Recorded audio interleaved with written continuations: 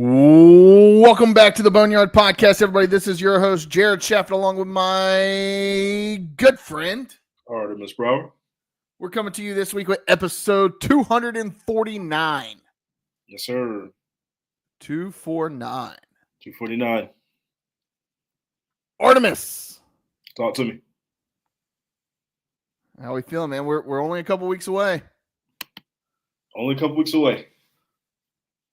Couple weeks away from ECU football, but also a couple weeks away from none other than my boy here getting married, crossing over that threshold in life. How you feeling?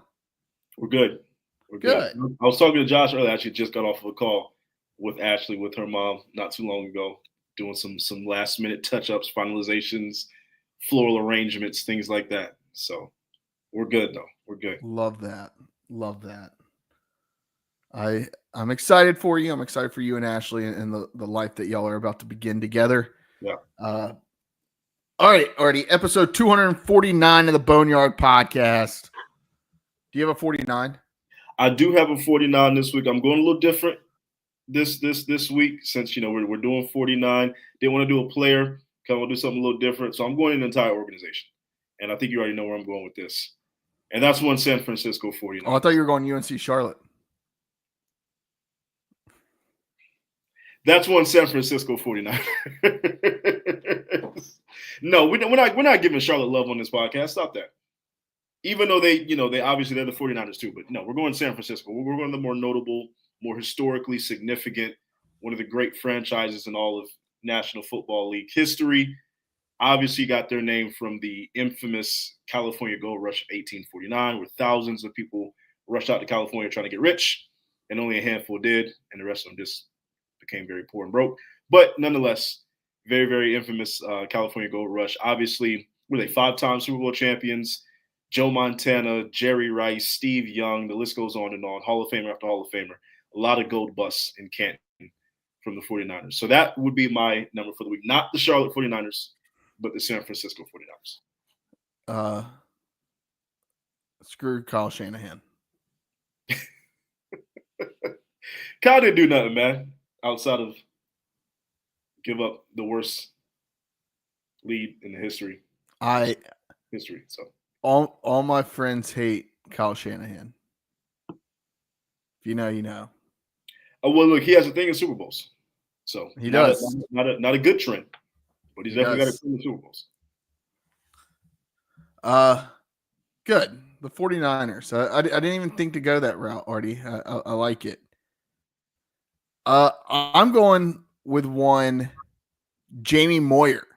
Now, I believe he only wore the number 49 for the first 2 or 3 years of his career, but he wore the number 49 nonetheless. Artie, I forget how long this guy pitched. This guy pitched in the major leagues for 25 years. 25 years. His career spanned from 1986 to 2012. Wow. And he's still not even in the top 120, I believe, of games pitched. 1986 to 2012. Yeah. He's been out of the league for 13 years. He pitched until he was almost 50 years old. That is an unbelievable. It's 49. Unbelievable stat. Good for him. At the time of his retirement, half of his life lived had been spent as a Major League Baseball pitcher. So basically, in 1986, my dad was born in 67, so I would make him, 19? So he started when my dad was 19 and finished when I was 17. Let that sink in. Yeah. That's cool. No, he born 1962 and pitched until 2012. Almost 50 years. One time, out of all those years pitching, he only made the All-Star game one time. Won the Roberto Clemente Award and was a 2008 World Series champion with the Philadelphia Phillies. But no, that's my number 49. Just I mean, numbers don't stand out. Like he was never like a real ace. He had a couple good years, like 1996, he went 13-3, but still, like nothing ever really stood out about his career. He was serviceable, but he was never a true like front end of the rotation kind of guy. So Jamie Moyer, honorable mention, Tim Wakefield, one of the goats, knuckleballer. Josh, you got anybody? Or are you good? He says he's good. All right, Artie, let's get into it. Not a lot to talk about this week on the Boneyard podcast. Not a ton going on. We're still kind of in that middle stage of, okay, campus started. We're getting into the swing of things. Not much news is coming out. Season's on its way. We're 4 weeks away from college football being played. Yep. Nothing else happening around the world of ECU athletics. But let's talk a little bit about some news that did come out. And this is stuff that we reported on, I guess, about 3-4 weeks ago. East Carolina adds a 2027 opponent at Northwestern, going back to the Big Ten. Yes. Battle of the Purple. And will be played at the newly renovated Ryan Field, historic Ryan Field. Artie, you're a Chi-Town guy. Talk to me. No, this is dope. I mean, just from personally, obviously, this is awesome. This feels like another one of those that I got to get to. Obviously, I went to the Michigan game a couple years ago at the Big House in Ann Arbor. That was a phenomenal atmosphere, phenomenal experience. And this is another one of those where I feel like, okay, I'm gonna have to make my journey. And this would be easier on me because I have plenty of places to stay if I do go up to Detroit. I don't even have to get a hotel if I don't want to. So I feel like this is definitely one that I need to be at. That new Ryan Field is going to be state-of-the-art facility, only going to host 35,000 fans, but it's supposed to be one of like the best top-notch Northwestern kind of bougie. If you've ever been to Northwestern is as classy, as upscale, as over the top as it gets in terms of campuses and the money that they put in to their facilities. So I'm excited for that. But yeah, no, this is huge. Another Big Ten opponent going up against Northwestern, a team that, who knows what Northwestern is going to be in a couple of years. We may be able to go up there and get a big bag and win that game. So who knows? I'm excited though. Very much excited. Would definitely love to get to this game. Yeah, and that fills out. I mean, we've got, of course, the 2025 non-conference slate filled out. Now we've got the 2027 slate filled out and the 2028 non-con schedule filled out. Still looking for a game on the 2026 schedule. I know we were talking before. Josh is thinking Virginia. I haven't looked at the dates that line up. I know that their game against Indiana, they got canceled. I think that may line up well with potentially fitting into ECU schedule. That would be a good one. Regional. Yeah. And honestly, in my opinion, a winnable game up there in Charlottesville. I think we're going to start seeing more and more of these schedules where it's not done so far in advance. We're going to get to a point where we're seeing it done 2 to 3 years rather than, we've got games on the schedule for, I believe, into 2031. Right. So we'll see how that plays out. But just looking at it, of course, this year the non-conference is at NC State, Campbell at home, at Coastal Carolina down in Conway, and then home against BYU. Young. A pretty good slate. That's an awesome slate. I think this year is an awesome non-conference. And then next year, you look at it, NC Central to start the season. Then you got App State at home, at Old Dominion. You got that one open date that you need to fill.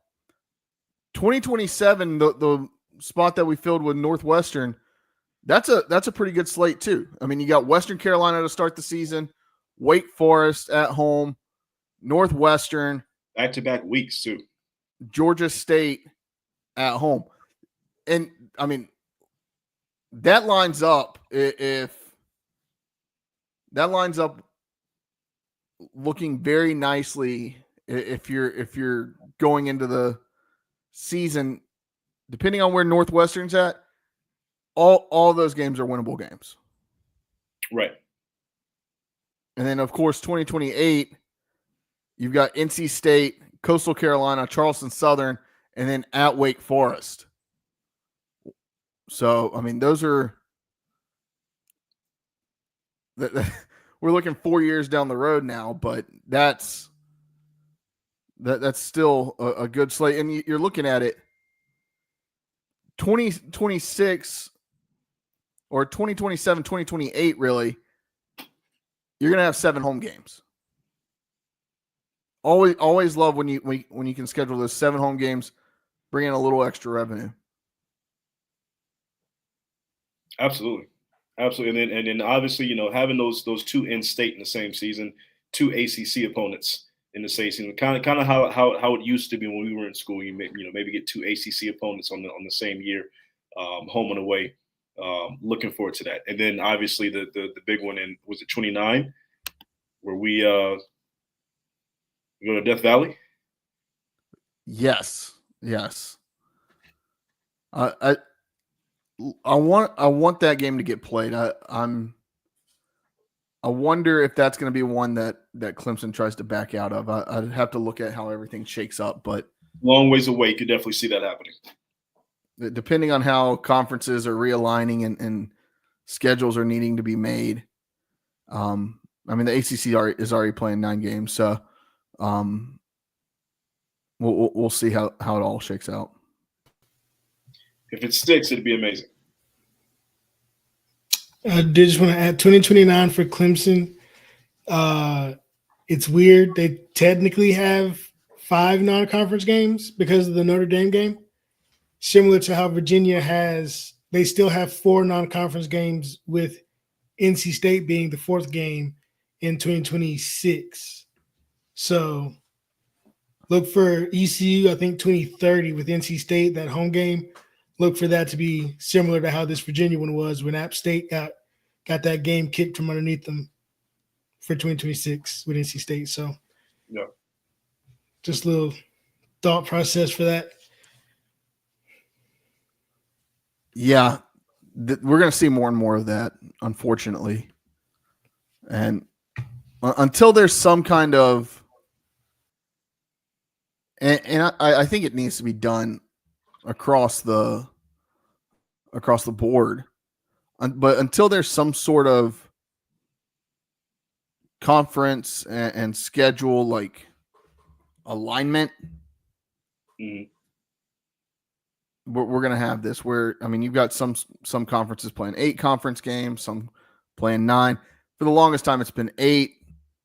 You played 4 non-conference. Now the P4 is saying, okay, we want to play 9 conference games and then also make sure that we schedule at least one of our non-conference games against a P4 opponent. Right. That's what they're saying, right? We'll see how that plays out. But I mean, just looking at it, the 2029 looks good. 2030, it's crazy that we're already talking about those, but you've still got one spot open on the schedule for each of those years. Got to go down to South Carolina in 2030. That's always a fun time. So yeah, we always talk about scheduling.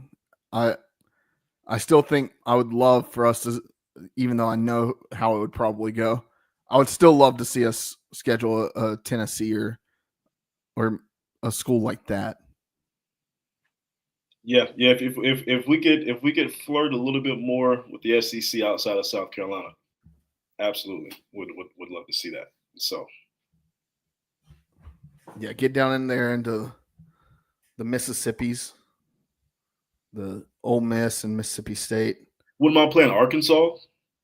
Wouldn't mind Kentucky. I feel like Kentucky would be good. Should be a winnable game too. Florida in a while. We used to see Florida all the time. We never see Florida now. So yeah, I don't care to see Florida.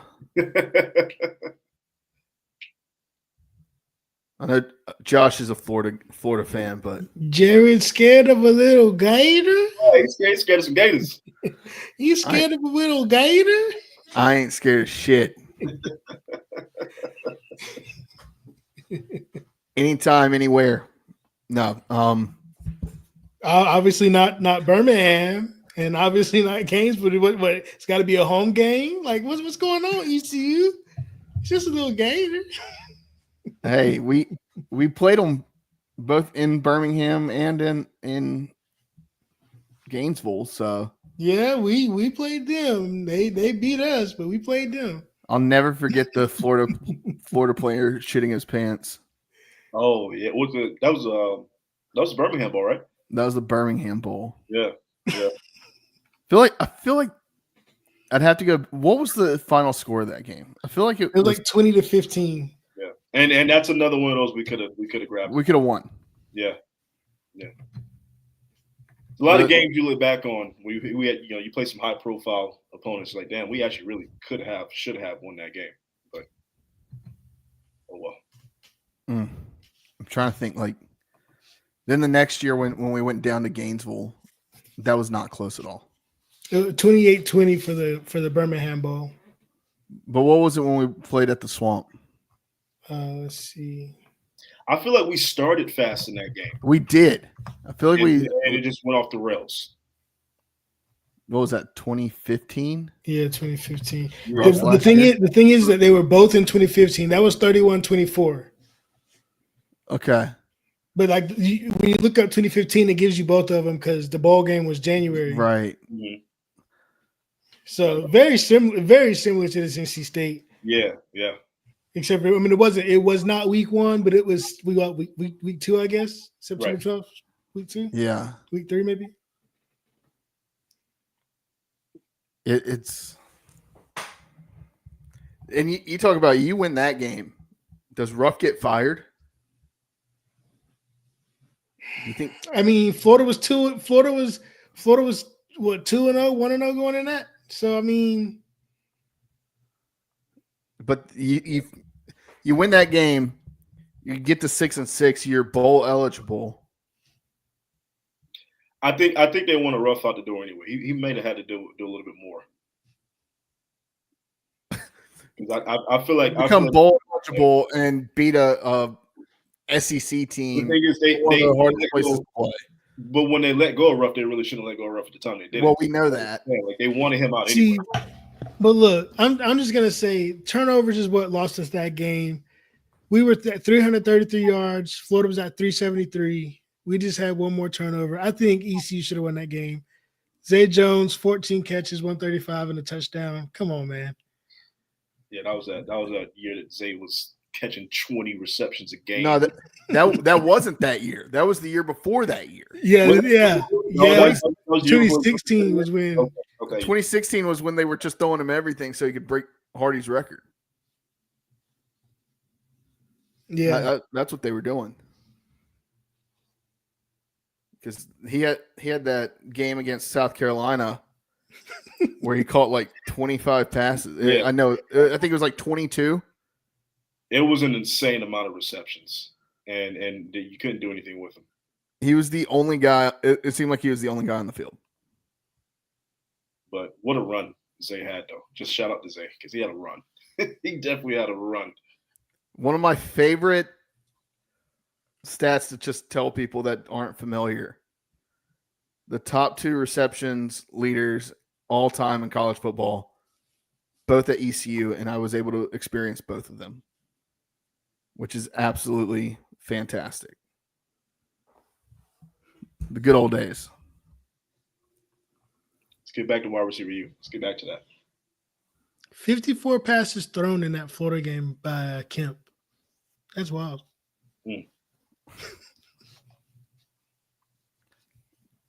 If you would have asked me who the quarterback was in that Florida game, I wouldn't have guessed him. James Summers also went 3 for 4 for 13 Okay. yards. I knew we had Summers doing that run. But like, I forget about everybody else. I really do. Summers still went 3 for 4 for 13. so that was Blake Kemp. Yeah, that was Blake Kemp. Yeah. What year was Philip Nelson? Was he the year before? Was he?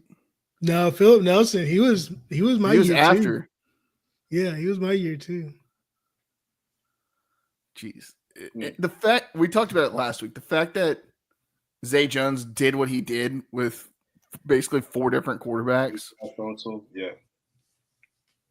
No, I think the fact that Blake Kemp went from ECU to Northern Arizona and didn't record a statistic at Northern Arizona should tell you. ECU still almost beat Florida. Like, come on now. But what was I supposed to do with that? What was I supposed to do with that? Blake Kemp, he's dating the I don't know if he's still dating. He was dating the heiress to the Kansas City Chiefs. I believe. We did talk about that not too long ago. Yeah. Yeah, Blake Kemp dating the owner of the Kansas City Chiefs' daughter. And I believe he's in investment banking in Charlotte now. I mean, the dude's probably made more money doing what he does now than he would have ever made had he tried to make a career at playing football. I mean, he was one of those guys that, his dad owns I believe, owns an investment firm. So he didn't need football. It was one of those situations where just get your degree and don't fuck up and you'll have a job. You'll have a decent paying job. Just don't fuck this up. I think I try to put Blake Kemp out of my memory. That was a wild year for ECU. It just seemed like so up and down. There were highs, but there were lows. And the highs were real high, and the lows were pretty damn low. But that was one of the more interesting seasons for ECU football. That 2015 season. Yeah. Because you were right there. You were right there. All right, what else we got? We're going to talk position groups. Some running backs and I believe tight ends tonight. Artie, I said, and I know this was all after the spring game, and I don't want to get too hyped up over what I saw in a spring game. The amount of dudes that we have in this running back room, and you really only got one senior in there.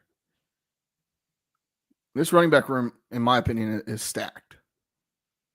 You got Parker Jenkins, the transfer from Houston, coming in. Junior in the classroom, 2 years of eligibility, named 4th team preseason All-American Conference. That's, I'm still not trying to say all AAC, All-American Conference, and I can't say All-American because those are 2 completely different things.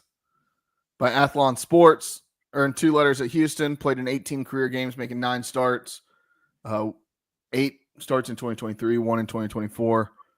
Rushed for just under 500 yards on 116 carries with 3 touchdowns, caught 18 passes out of the backfield for 88 yards, and returned 8 kickoffs for 140 yards, all during his freshman campaign in 2023. He's coming in, and it's going to be, in my opinion, him and London Montgomery are going to be your 1 and 2. Yeah. We've all seen Marlon Gunn, 2 years ago, we all thought Marlon Gunn was going to be the next guy, and he still very well could be. He's the senior in the room. He's been here the longest. He's been a part of this program for the longest. But he's not going to be your 3 down back for the most part. He's going to be kind of your more bruiser back, as we've seen him employed in that role the last 2 years. London Montgomery really started coming on last year. The transfer out of Penn State, sophomore in the classroom with 3 years of eligibility left, named 4-team All-American Conference by Phil Steele magazine, played in 11 career games, all at ECU, earning his varsity letter in 24. Rushed for 359 yards on 71 carries, 51 yards per rush, with 2 touchdowns, caught 5 passes for 29 yards. He really started to kind of make a name for himself in the back half of last year, and really was kind of that 1-2 punch with Raj. He was kind of that number 2. I think he'll still be that number 2 guy, but I think he's going to get even more reps this year with the ones. Yeah, no, I think this is absolutely going to be running back by committee on this. But I do agree with you. This is a solid room with Montgomery, with Jenkins, both of those guys coming into their own. Marlon Gunn, to me, Marlon Gunn is kind of like a Yannick Smith. I know he's a senior in the room. I know he's the elder statesman. He's been with us the longest, but his impact is really going to me, signify if this is a good or great running back room. Is he really going to step it up and be that guy? Not just like the leadership quality, but really stepping up from a production, productivity standpoint. But I think between those three, between Gunn, Montgomery, and Jenkins, that makes for a solid room. Yeah, I think having those guys be your kind of three dudes, and I think I wouldn't be surprised to see like a split backfield at some point this season with 2 running backs. I don't see one separate though. That's the only thing. Like I don't see a running back in this room that can really separate and be like 1,000-yard back.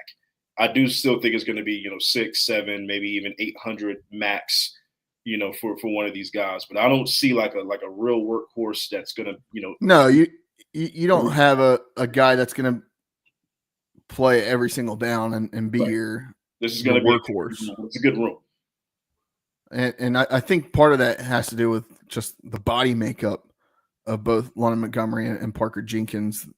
Not the biggest dudes out there. So when you're putting them out there at running back, we all know that's probably the toughest position on your body is to play running back. So getting beat the hell up. So you're not running the rock, you're blocking. So you're getting beat the hell up every play. Exactly. TJ Engelman, sophomore in the classroom, has 4 years of eligibility left. Marlon Gunn. So we've already kind of talked about Marlon.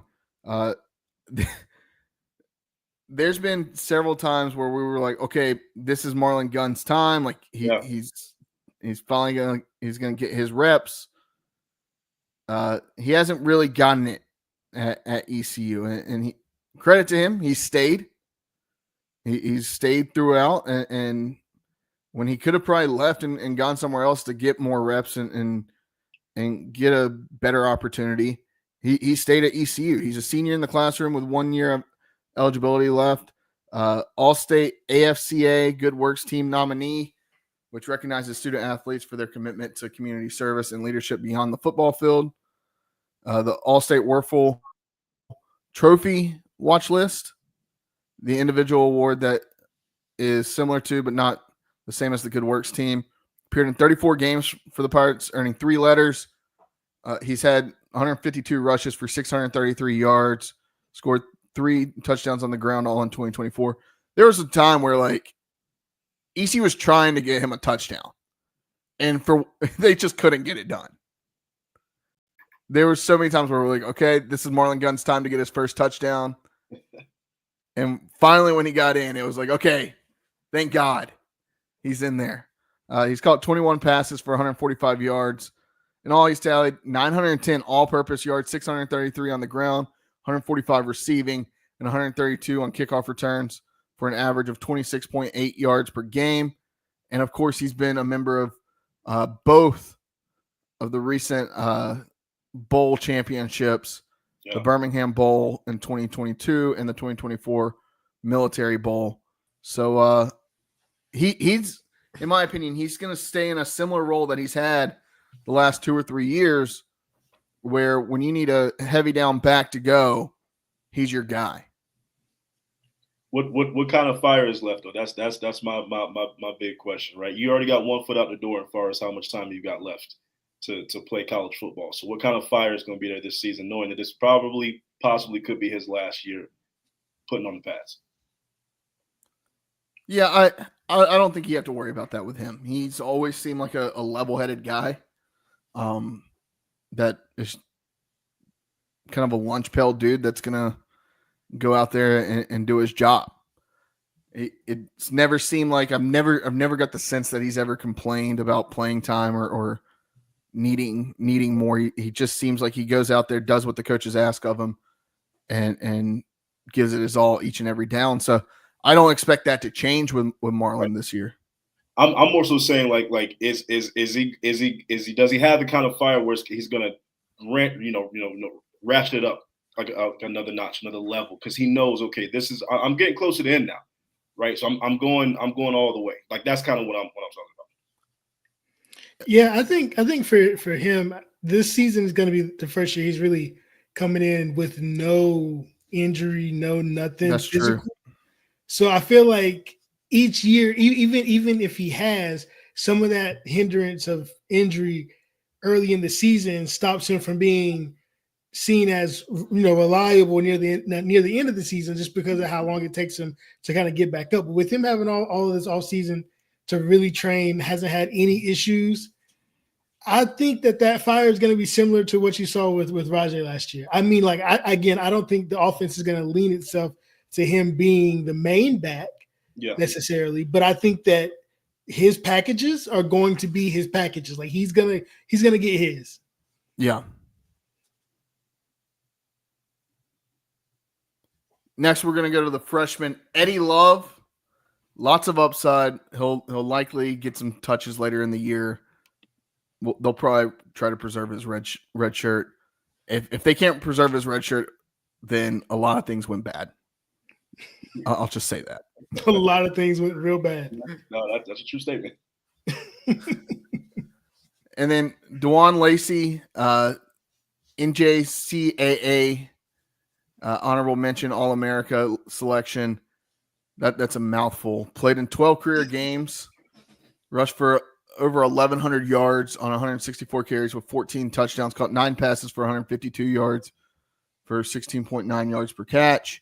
With a pair of scores, recorded 7 career 100-plus rushing games with a career best of 193 yards already against Iowa Central Community College. Now, he's somebody that I could see returning kicks. I could really see almost any of these guys returning kicks at some point this season. Except for Marlon. I don't want to see him returning kicks. Yeah, I don't want to see him returning kicks, but he's done it in the past and could be used in a pinch. Look, you whoever's the most elusive, that's who you put back there returning kicks. I think that we have a DB. I think we got a DB that fits the mold too. Yeah, I mean, look, whoever can bounce off people like butter. I've always said it should be one of those guys that, like, this is a terrible thing to say. It should be one of your more expendable guys that's returning kicks.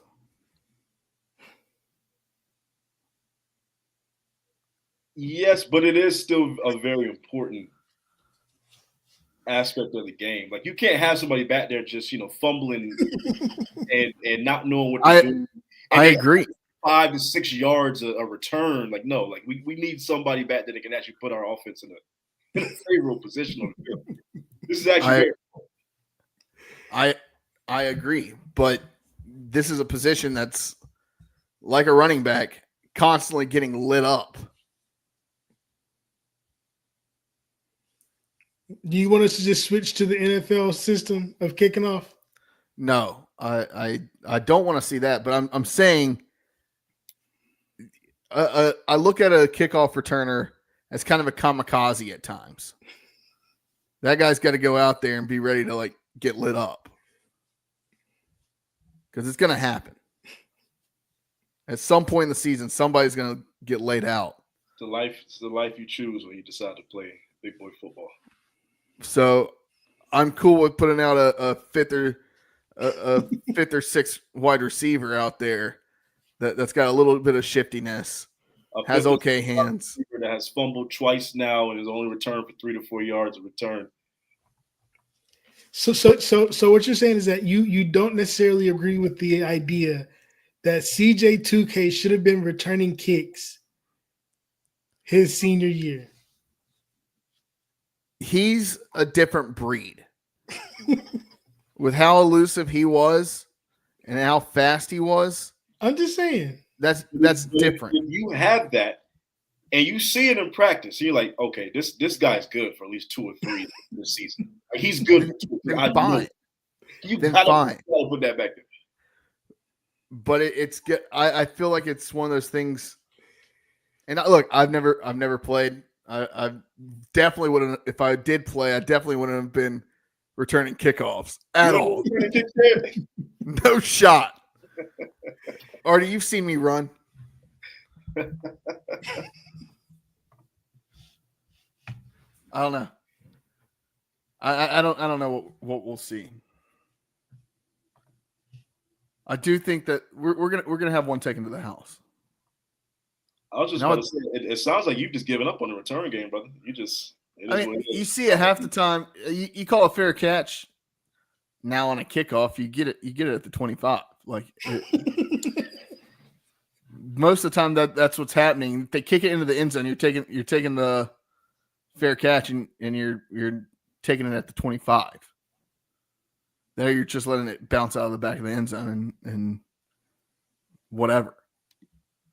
I think the position that really is the one is looking at punt returner.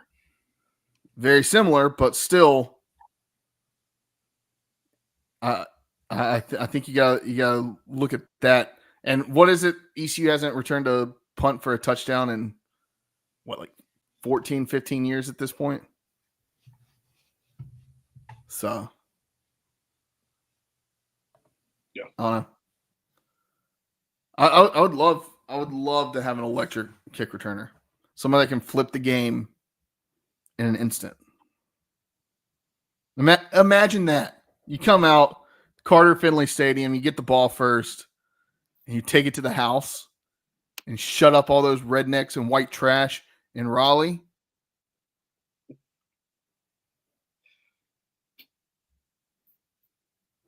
God, I would love that. How can two schools have the same opinion of each other? I'm pretty sure they call us the same thing. I hate that school. 25 days, Artie. 25 days. Close. Tight end room. Mm.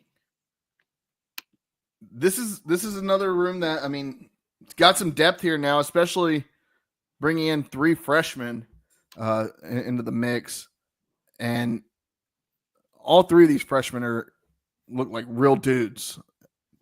Just looking at their tape, talking to them, they're going to be fixtures here for the next several years. But first, we're going to start off with Desario Riles, junior in the classroom, 2 years of eligibility. It feels like this guy's been here forever at this point. I know I say that about a lot of guys, but it feels like he's been here in the program for a long time. Played in all 13 games and earning his second varsity letter. He's earned 2 varsity letters, which I guess I just said. Played in 24 career games, making 5 starts, all in 2023. Caught 17 passes for 113 yards, 6 yards per catch. Logged 340 snaps, 256 on offense, 84 on special teams.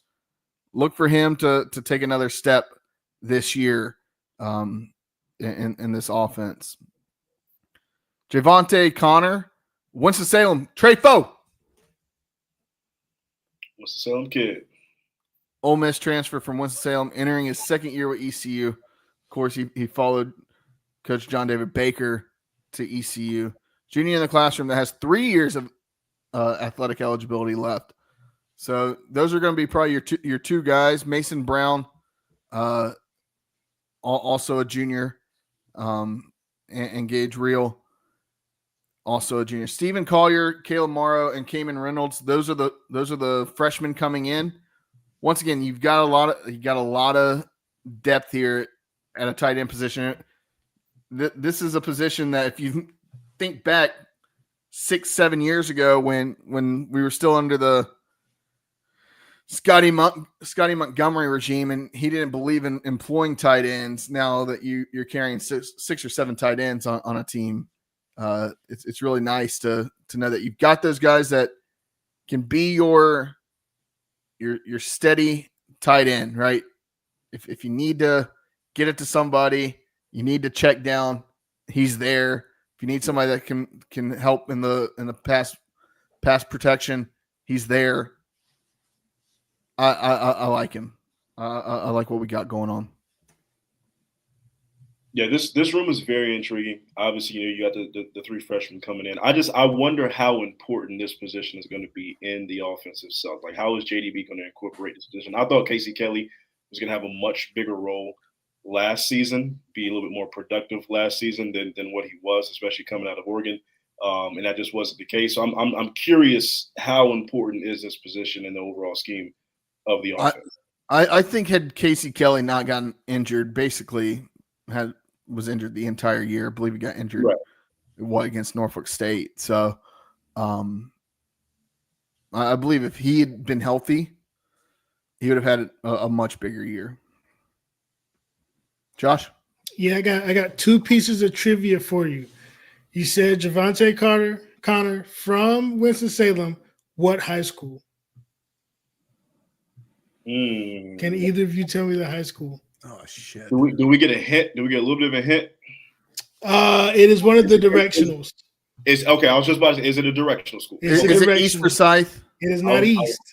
West Forsyth? It is West. Okay. I knew it was either East or West Forsyth. If it's not East Forsyth, it's got to be West Forsyth. All right, let me ask you, Josh. What other famous athlete went to West Forsyth High School? Chris Paul, right? All right, Chris Paul. Chris Paul. All right, another one for you. Another one for you guys. Then, out of the three freshmen, only one of them is from North Carolina. Which one is from North Carolina? Caleb Morrow. From what high school? Is it Apex? Apex, exactly. Look at me, casual. And then last piece of tight end information today, a player that I thought ECU should have recruited, and that a lot of other people have said ECU probably should have at least thrown a bone to. Marcus Monroe, son of ECU legend, Mr. Monroe. I don't even know his first name because I just call him Mr. Monroe. But he works with these ECU on the radio side. Like, his son's been at home games for forever. For his son to be a 4-star tight end in Raleigh and to not get an offer, and to have announced his commitment to Stanford. Committed to Stanford. Of all programs, Stanford today. You got to at least throw the bone. You got to at least throw a bone. I mean, you got a couple of those guys now that ECU, for whatever reason, hasn't recruited them out of high school. And the thing is, I don't you got three freshmen right now. Do you think all three of them are going to stay? No.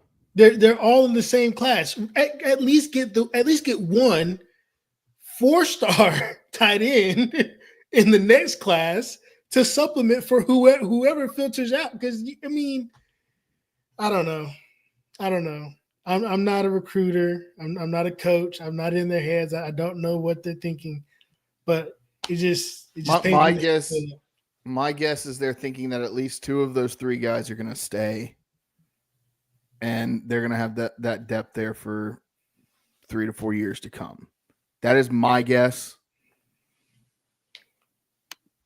I think you have a 4-star that you can throw a bone to, and at least make an offer to, and have a very good chance of landing them because of the homegrown roots. Yeah. Let's call a spade a spade. It makes all three of those freshmen even more expendable.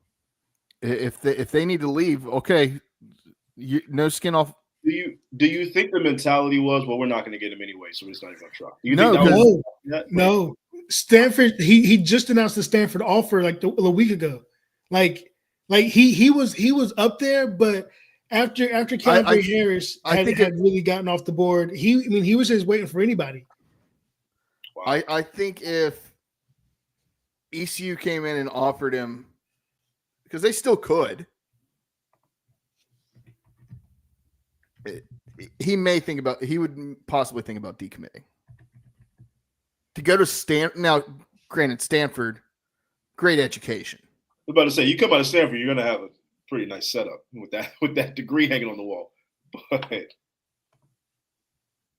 Stanford football right now is not in the best situation. Who's the coach out there now? It's the guy from Indianapolis / the Carolina Panthers, Frank Wright. Oh, Frank Wright. I know Andrew Luck's out there like their GM or president. He's their GM. Yeah.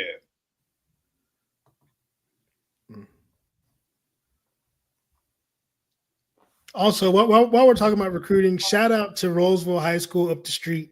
They have 4 players in the top 10 for next class in North Carolina. They're all juniors. They're all juniors. So that's the 27 class? Yeah, 27. They have 4 in the top 10. Wow. And I believe one just announced his commitment to UNC today as a running back. Good shout out to him. Shout out Roseville. Shout out Roseville. I just love sometimes going through the football recruiting and just looking at like the offers and whatnot. Looking at like the high schools, the rankings in the state. Just fun. It's a fun thing to do. Just if you find yourself with nothing else to do and you want to hop on 24/7, and just shout out. I told Igo, I was like, we should have just had you on for episode 247. And he was like, yeah, that seems like a pretty big miss to me. And I was like,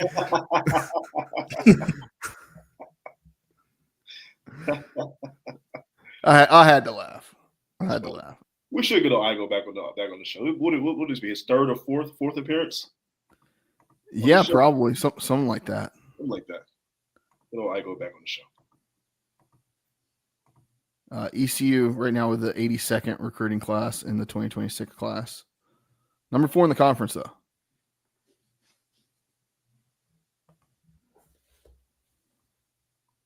Love it. What's next?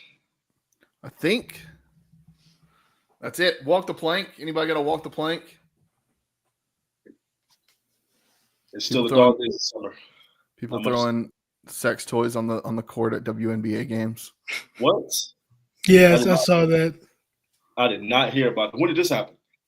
It's happened a couple of times. It's been a couple of times, yeah. Am I wrong for asking what kind of sex toys are they throwing on the court? Like what are these? They're throwing neon phallic objects. 12s. They're throwing 12s and 8s and maybe some 14s are getting thrown out there. Large enough to be seen. That's all I needed to know. Okay. Large enough to be seen. And like the thing is like it takes them so long to get it because like you got to get a police, you got to someone with gloves, and then they got to put the gloves on, and like it becomes a whole thing. Can I ask a stupid question? What are you doing, people? Why? How do you get that in? That's the question. I think I have an idea, but I don't want it to be the way that I think they're getting it in. And maybe that's why they really need to wear. I mean, like that's why you have to wear gloves. You gotta wear gloves. There's no other way.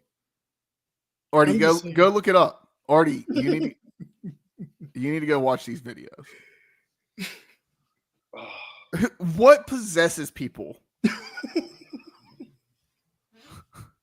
to do this? You know, it's the new beach balls at a baseball game. No, No.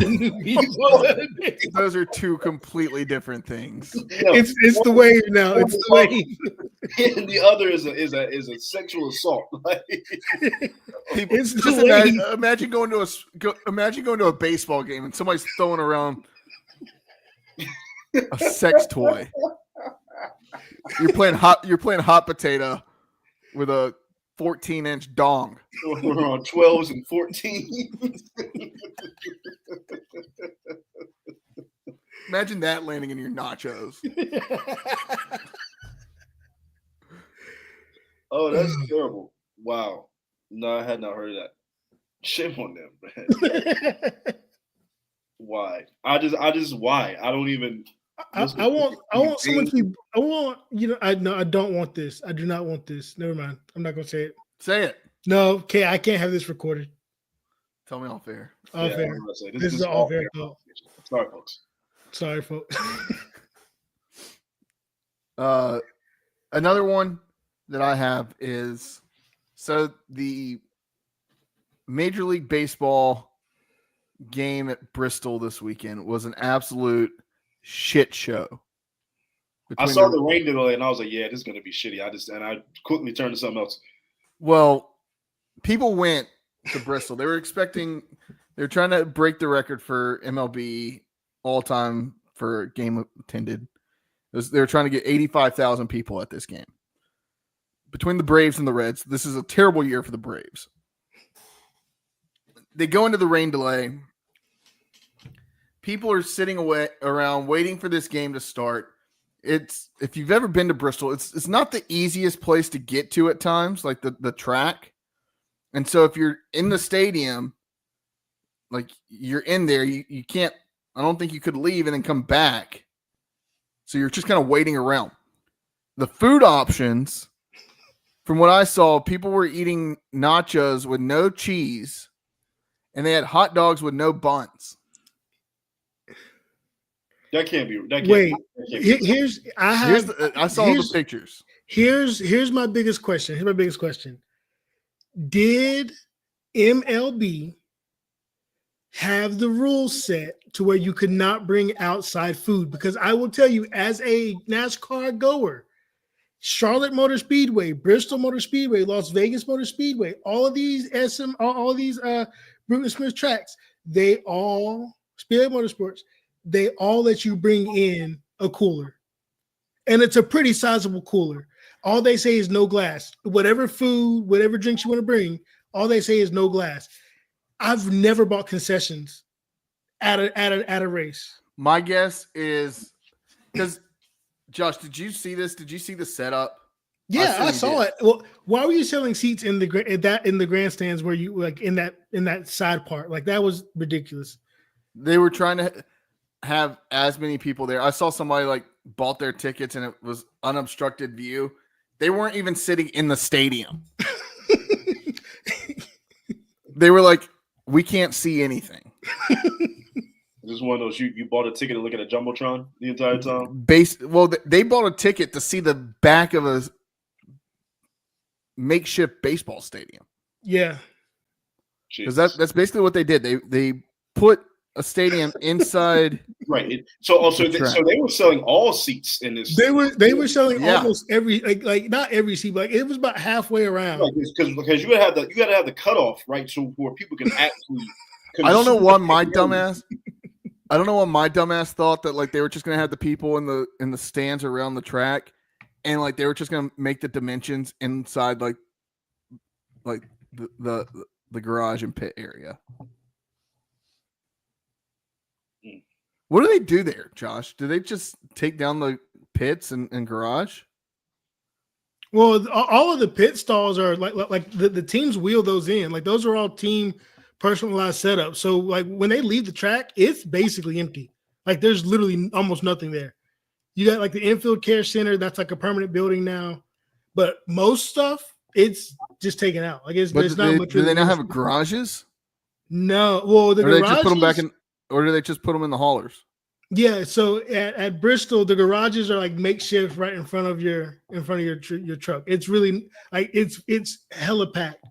when they race all 3 series, they literally have to swap trucks in and out of the infield because it's that packed. Yeah. I don't know why I was thinking like Candlestick Park dimensions, like basically you hit it and it could roll to the other end of the track if nobody got to it. I don't know why I was thinking that that's what it would be. Not like an actual 400-foot baseball stadium inside. I thought it was just going to be long. just go. I thought somebody was going to be running for days. I thought we were going to have the most inside the park home runs ever.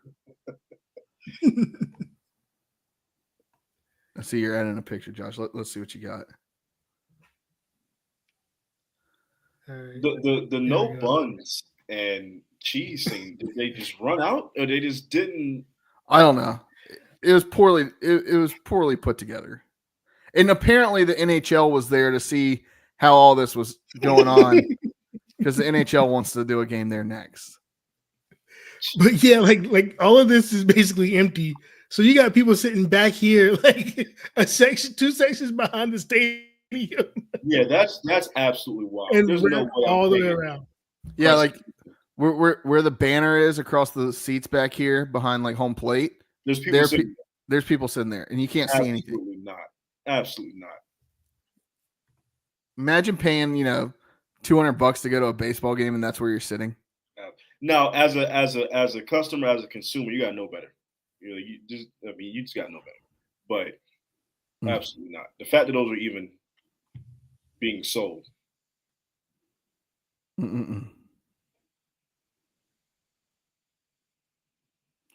The fact that Bristol Motor Speedway is that big. Yeah, these are cathedrals, man. These are 100,000 plus. It's like the big house. Absolute cathedrals. I love that they also have a Jumbotron.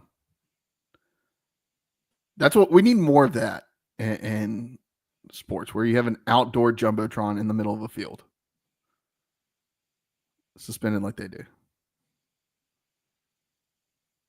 I think Josh is frozen. Josh is definitely frozen. Yeah. It's insane that he's holding that look for that long. Pop out and come back in, Josh. All right. Well, Artie, I don't have anything else. My walk the planks were stop throwing dildos at WNBA games. What are we doing, people? Like, we laugh, but no, but like, seriously, people, what the hell are we doing? This is like, come on. This is why we can't have nice things. We don't deserve nice things. You do dumb shit like this. You don't deserve nice things. And on a much lesser note, hot dogs with no bun, a la Joey Chestnut. Nachos, no cheese. Just straight. It was just chips. You were just eating chips. So this should have been free then. You just give me no salsa, no cheese. What am I paying for? Again, when you go to a race, I'm just saying, man. I'm just saying. No, that's awesome. Because you could bring in a cooler, bring your own stuff. Like I get that. That's dope. If the in-track Bojangles weren't open, then I'm sorry. I'm not sure what you were supposed to do. Like if that's the case, MLB made that an issue. Let me ask this. What's the best concession food out there? We've probably had this conversation. The best. Okay, what game am I at? Because I have different concessions for different ball games. Like if you like, give me your ideal spread at a game. It depends. It depends. Like at an ECU basketball game, I was always, I would do like, I always did a slice. Cinnamon pretzel. See, for me, it's locked in cinnamon pretzel. That's a good one. ECU basketball, cinnamon pretzel. That's the combo. That's the combo. And whatever Starry or whatever they got, that's the drink. Like that's the combo for me at EC baseball. A la being in the pep band for all those years. See, when I was in school, it was still under Coca-Cola, and I'd get a blue Powerade and a slice of Papa John's pizza. Heartburn City, dude. I know. Jeez Louise. And I'd be yelling at Mick Cronin to not have another aneurysm. Like a jackass. But no, seriously, like, what if you go to a sporting event and you've got like the old reliables? For me, it's nachos. Nachos. For me, it's the nacho. I need the chips. I need the salsa and the cheese, and I gotta have the jalapenos too. If I don't have the jalapenos, it doesn't complete it. We gotta have the jalapenos. For me, to lock it in like across all sporting events, it is the barbecue nachos. I've had them at so many different places. Okay, it's the if they got the nachos, but I need that meat to be barbecued on the nachos because it always comes with some special sauce. And like I gotta say, even where the Wolfpack play basketball, fantastic barbecue nachos. That place is changing a lot. They're doing a lot of updates to it. They're going to be even better food options. Yeah, in that place, which there's already great food options. Honorable mention: I'm a Midwest guy, so anywhere where they got a brat and some sauerkraut, and some Dijon mustard. Miss me with that. That's just. But I'm a Midwest guy, so that's what. I get it. Give me some kraut. Give me some mustard. SoFi had this inside out pizza with like a brat in it, like a stromboli. Yeah, that was good. That was good. I'm trying to remember what I ate at Levi's Stadium. I ate something that was.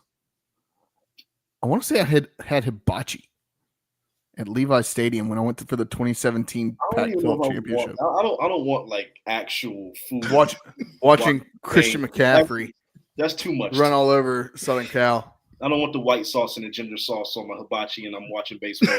No, I don't want all that.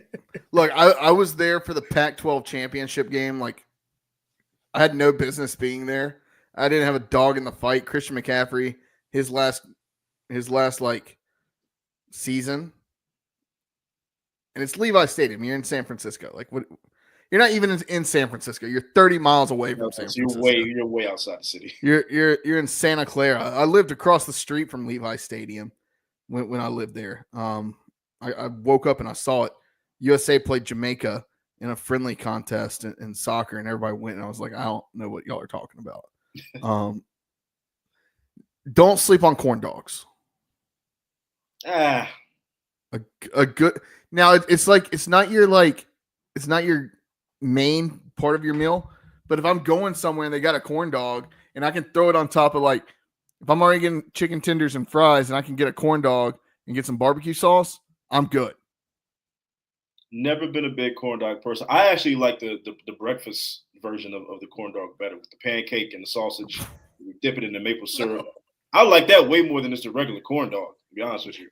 That sounds like something you would eat on, like, out of a microwave on your way to school. It is, and it's amazing. And it's amazing. But also, a corn dog has to be eaten with mustard. Yep. And or ketchup.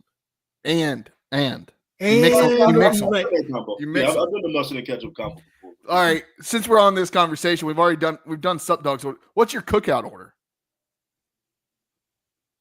My staple, because it could be anything, but my staple, like you're going. It's 3:00 in the morning. You just left the bars downtown. You got somebody driving you. I won't say who, driving you to a cookout. You're sitting in the back of a truck, going absolutely wild. What's your cookout order? Double hot dog tray, cookout style, cheese fries, chicken nuggets, Cherwana drink. All right, big double burger tray, out west style, no cheese. They gonna ask for the cheese. Say no cheese. Don't ever get no cheese. Don't want no milk in mine. And then I'm gonna get chorizo quesadilla, Greenville. Thank you for having it. the chorizo They quesadilla, didn't have that when we were in school. No, they had and chorizo. and as the last side, I might get either the Cajun fries, the hush puppies, or a corn dog. Mm. All right. Now for the drink, blueberry cheesecake milkshake.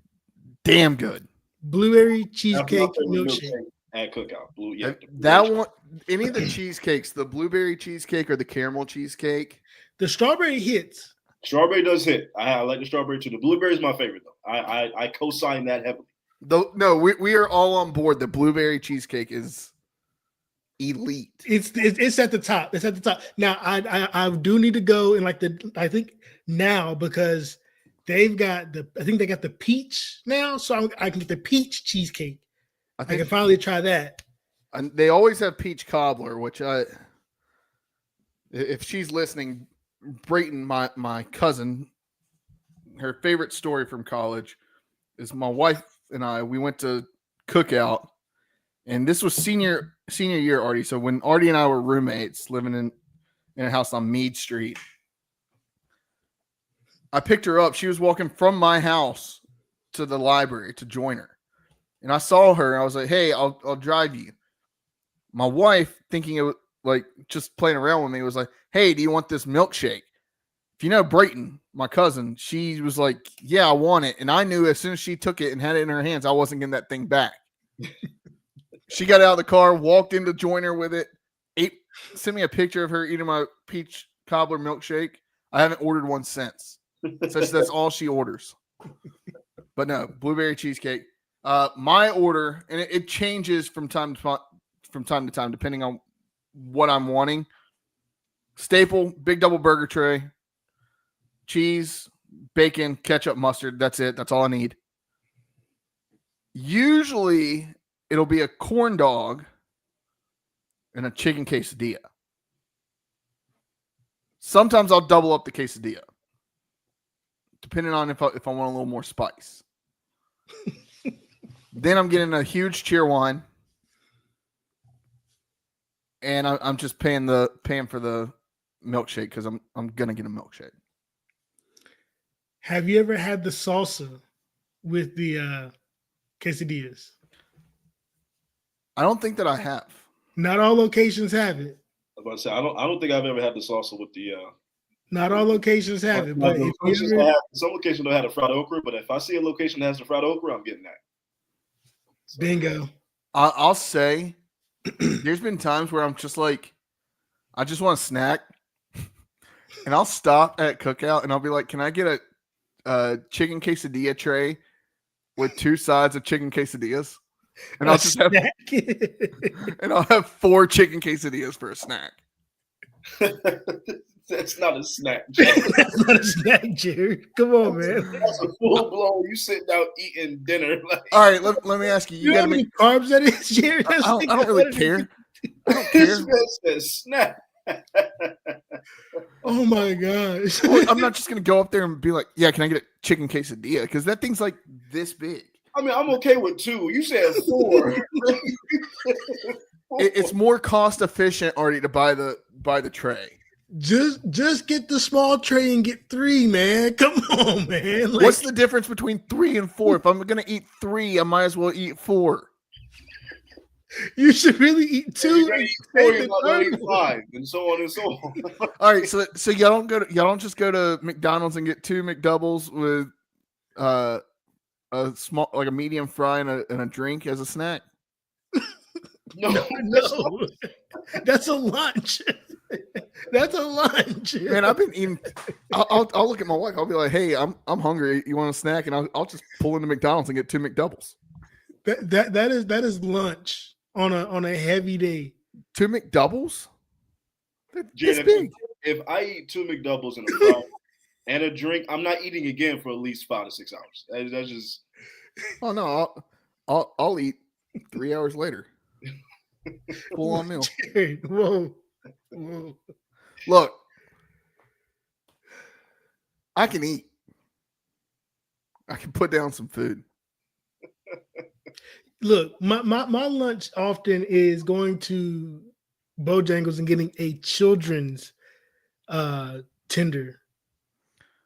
No, I go to a Mexican restaurant and I order a quesadilla as a side. Like I'll order the enchilada plate, and I'll be like, yeah, and can I get it? Quesadilla as a side. Now look, Taco Bell. I'd sometimes, I get the little box and get a little extra burrito, or whatever. Oh yeah, don't even get me started on the Taco Bell order. What's the Taco Bell order? In a box at Taco Bell, I also have to order 2 or 3 other things out the Taco Bell. No, but I mean, see, for me, it's just one. It's typically like and because I go so much, I typically have a free something, and it's a chalupa that's gonna have to get picked because that's the most cost effective to get it for free. So you get that free chalupa on top of typically the specialty box of right now they got the barbecue chicken. I can't believe there's people watching us talk about this right now. Hey, how are you still watching? This is information that needs to be known. This is quality content. We're just gonna start a whole nother podcast about eating fast food. We all collectively can eat. So Greenville was the fast food capital there for a while. Yeah, what was it? They had most fast food restaurants per capita in the country or world or something like that. That was the actual thing? Yeah, that was the thing. Wow. For like 4 years. We were staying at the top. When Applebee's left, it all crumbled. I'll say that Chili's in Greenville, that one hit. Yeah. I'm not talking about the one on campus. I'm talking about the one over by Target. Yeah. The one on campus made you appreciate the real one even more. Yeah. Yeah, it did. And the one on campus wasn't bad. Like it was still great to have a Chili's on campus. Yeah, well, went there a whole bunch of times. Like it was still great, but it just made. When I tell people that I could go get like the crispy honey chipotle chicken crispers and use a meal on it. And use a meal. Yep. Yeah. Good times. Good man. See, my ECU lore, I had a meal plan when I lived off campus. I was one of those guys. I had one of the yellow meal plans, so I could still get a meal. So did I. I did too, because that was very rare. I had that because I didn't cook, and so I just go on my way home. I should not cook. I still don't cook. I stop at Chick-fil-A and grab me a chicken sandwich on my way out. And when I ran out, I had people I could call.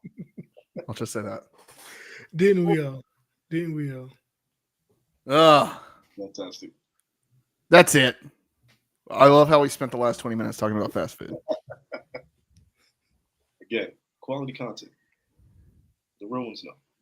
We've talked about Chick-fil-A, 2 weeks ago. Cookout this week. Next week we'll talk about. Do y'all remember the family bundles for McDonald's? Yes. Yeah. The 2 Big Macs, 2 McChickens. You got 2 Big Macs, like 2 McChickens. I think you got a 20-count nugget and 2 large fries. Yes. And 2 large drinks for like $25. We would just. I remember one time Artie and I splitting one of those. Oh, it's phenomenal. I split that a few times with a few people. Phenomenal. Just bring the dollar menu back, man. My goodness. That or friend of the podcast, Brandon Avery, and I would go to Moe's every Tuesday because it was buy one get one free. And one week I would pay, and the other week he would pay. And that was our boy math of okay, we're getting a free meal every other week. The $5 bowls on Wednesdays though, like that's all I ever needed. That $5 bowl on Wednesday, and then when they made it $6, it was getting a little testy there. But that $5 bowl. Joe Bag of Donuts. Welcome to Mouse. All right. That's it. Thanks for listening along to all of our nonsensical discussion about food and everything East Carolina. We love you, Pirate Nation. Make sure you subscribe to us on YouTube. Subscribe wherever you listen to your podcast, Apple, Spotify, Amazon, whatever. Leave us a 5-star review. If you do not, already tell them what to do. Well, the damn plank. Damn right. Follow us on social media at Boneyard Podcast, at the Boneyard Podcast on TikTok. That's all we got. Artie, let's get out of here. That's it. We appreciate y'all, Power Nation. Until next Sunday. As always, wash your hands, wash your butts. Deuce. Go damn Pirates.